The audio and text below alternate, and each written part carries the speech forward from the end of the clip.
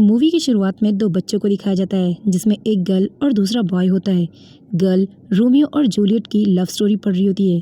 तभी बॉय जो है उसे एक की वाला पेंडेंट देता है और खुद एक लॉक का पेंडेंट पहनता है और कहता है रोमियो और जूलियट की तरह हमारी भी लव स्टोरी होगी, इसलिए जब मैं बड़ा होऊंगा तो तुमसे शादी कर लूंगा। बट वो गर्ल कहती है कि बड़े होकर तुम मुझे ढूंढोगे कैसे? तो वो कहता है कि मैं तुम्हें इस की पेंडेंट से ढूंढूंगा। अब कहानी में 15 साल बाद दिखाया जाता है जब ये लड़का बड़ा हो चुका है और इसका नाम रे होता है, जो कि एक याकुजा गैंग का लीडर होने वाला होता है इन फ्यूचर टाइम।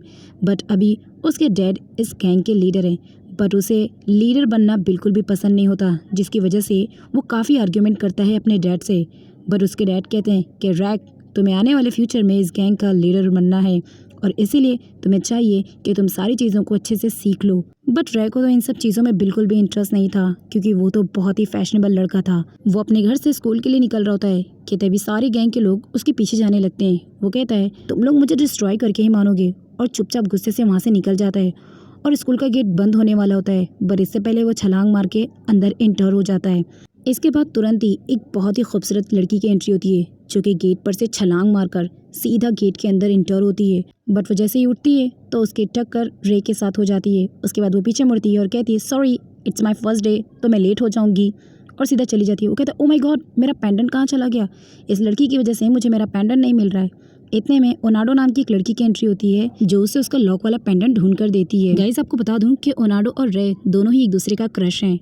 अब जैसे ही वो सुनता है कि कोई इंट्रो दे रहा है कि वो जो है एब्रॉड से आया है, तो उसे आवाज़ थोड़ी जानी पहचानी लगती है और रे उसे देखकर कहता है तुम तो वही लड़की हो ना जिसने सुबह मुझे टक्कर दिया था? चलो अब तुम आ ही गई हो तो मुझसे अपनी गलती की माफ़ी मांगो, गोरिल्ला कहीं की। वो कहती क्या?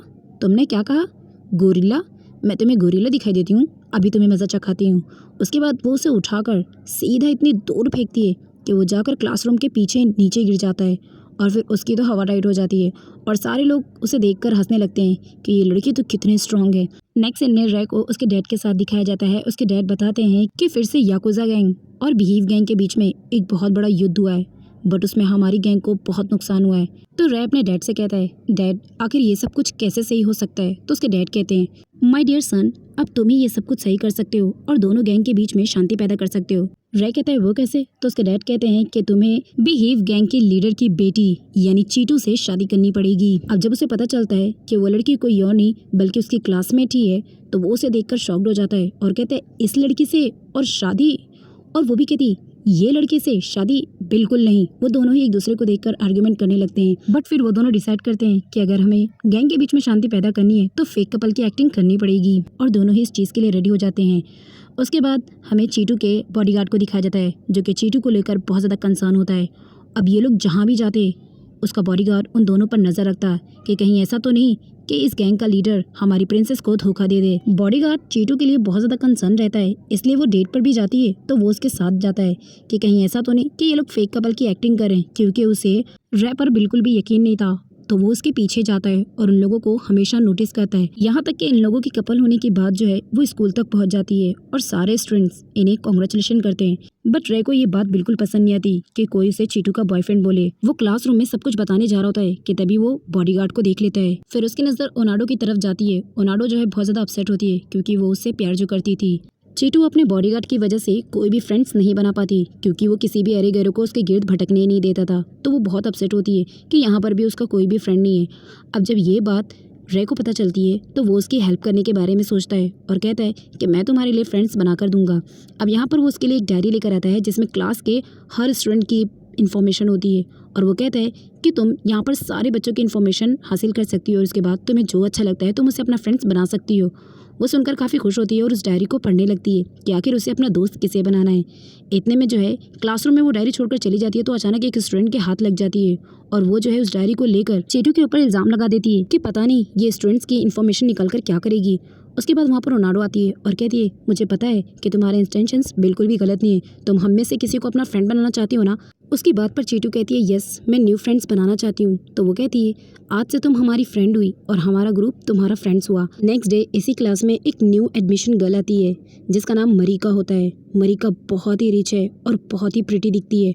उसकी बॉडीगार्ड भी उसके साथ होती है। वो अचानक आई लव यू करके सीधा रे के पास जाती है और उसे हक करके कहती है कि तुमने मेरे फादर से बात तो कर ही ली है ना, हम दोनों तो फियांसे हैं ही हैं, तो तुम मुझसे शादी कब करोगी? एंड इनफैक्ट मुझे ये तो बताओ, कहीं तुम मुझे भूल तो नहीं गए हो? उसे ऐसा लगता है कि ये लड़की वही है जिसके पास मेरा की वाला पेंडेंट है।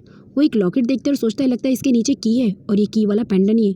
गाइस मूवी बहुत ही इंटरेस्टिंग होती जा रही है क्योंकि आखिर पेंडेंट वाली लड़की कौन है अब तक पता नहीं चला। चीटू का बॉडीगार्ड उसे रूफ पर लेकर जाता है और कहता है रे सच सच बताओ, तुम हमारी प्रिंसेस को धोखा तो नहीं दे रहे हो?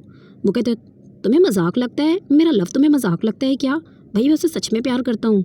अब चीटू बाहर खड़ी सारी बातें सुन रही होती है और जिस तरह से वो डायलॉग बाजी करता है उसे यकीन आ जाता है कि लगता है कि अब रे उससे सच्चा प्यार करने लगा है। बट वो उसके बॉडीगार्ड के डर से और उसे बचने के लिए उसे एक्टिंग कर रहा था।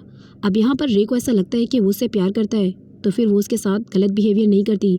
लेकिन एक दिन रे उसे बता देता है कि मैं उस पेंडेंट वाली लड़की से ही शादी करूँगा जिससे मैं प्यार करता हूँ, मैंने उससे बचपन में ही वादा किया है। बट यहाँ पर चीटू उसकी बात पर यकीन ही नहीं करती और उसकी बातों को मजाक में ले लेती है। नेक्स्ट डे दिखाया जाता है कि दोनों गैंग के लोग खड़े होते हैं कि तभी वहाँ पर मरीका आ जाती है अपनी पूरी पुलिस फोर्स के साथ। तीनों गैंग में मरीका सबसे ज़्यादा पावरफुल थी इसलिए उसके सामने किसी की नहीं चलती। वो सीधा दौड़ कर आती है और रे को हक कर लेती है और उसके बाद कहती है तुम मुझसे मिलने क्यों नहीं आए? बट यहाँ पर वो उसका कोई जवाब नहीं देता। नेक्स्ट सीन में दिखाया जाता है कि ओनाडो ही वो लड़की है जिसके पास वो की वाला पेंडेंट है और ओनाडो से ही रे ने बचपन में वादा किया था कि वो बड़े होकर उससे शादी करेगा। यहाँ पर उसके साथ बचपन की फ़ोटो भी होती है बट वो उसे कुछ नहीं बताती क्योंकि ओनाडो ये चाहती थी कि रे उसे खुद ढूंढ कर निकाले। टीचर डांस एक्टिविटी के बारे में अनाउंसमेंट करते हैं तो ओनाडो कहती है कि हमें रोमियो और जूलियट की परफॉर्मेंस को प्ले करना चाहिए। अब ये आइडिया सबको पसंद आता है और इसी पर डांस एक्टिविटी को करने के लिए कहा जाता है। ओनाडो ने जानबूझकर रोमियो और जूलियट का नाम लिया ताकि रे को कुछ याद आ जाए पर उसे कुछ नहीं याद आता।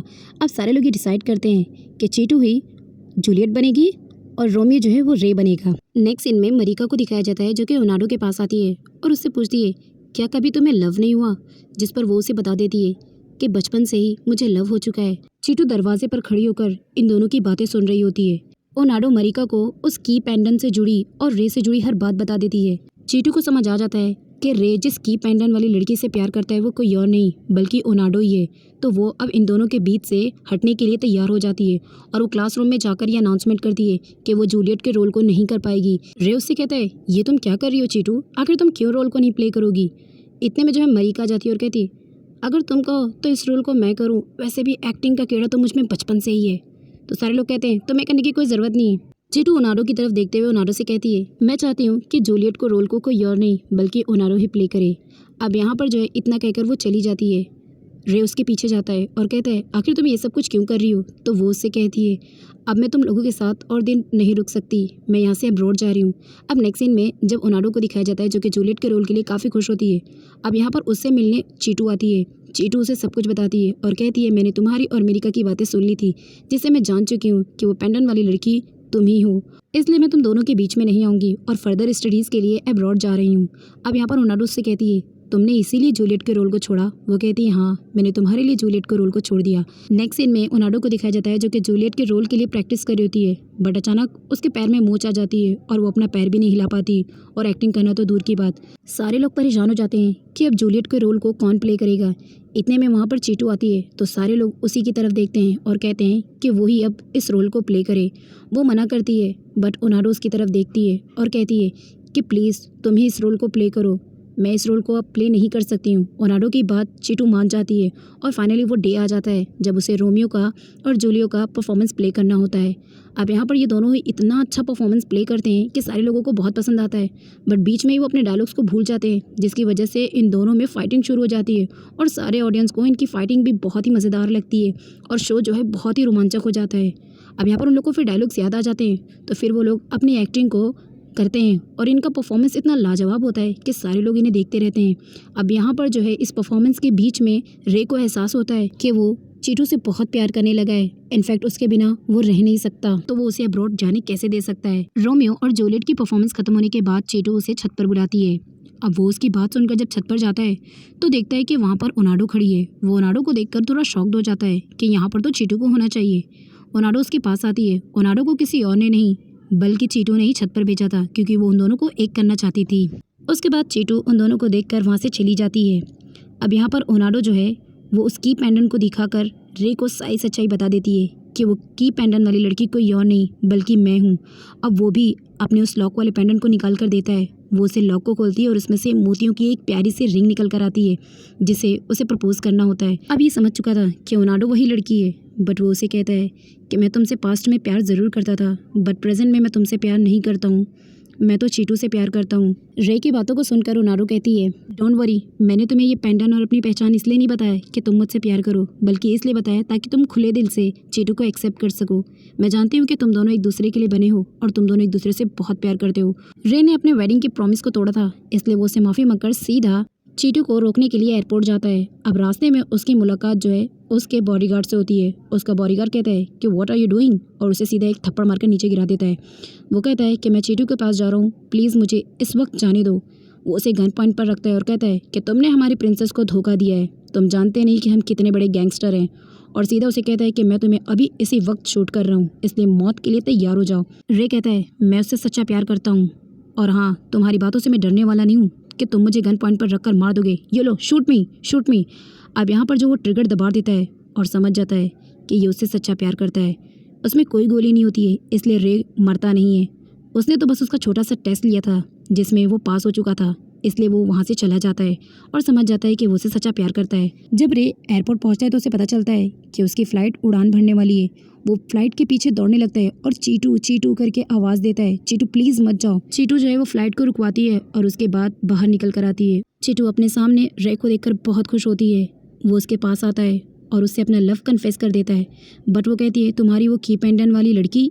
तो वो कहता है मैंने उससे माफ़ी मांग लिया है और उसने हमारे प्यार को एक्सेप्ट भी कर लिया है, इसलिए अब हम दोनों के बीच में कोई नहीं आ सकता। रे की बातों को सुनकर चीटू बहुत ज़्यादा इमोशनल हो जाती है और फिर फाइनली वो भी अपना लव कन्फेस कर देती है और वो कहती है कि अब मैं तुम्हें छोड़कर कभी नहीं जाऊंगी, और उसे हक कर लेती है।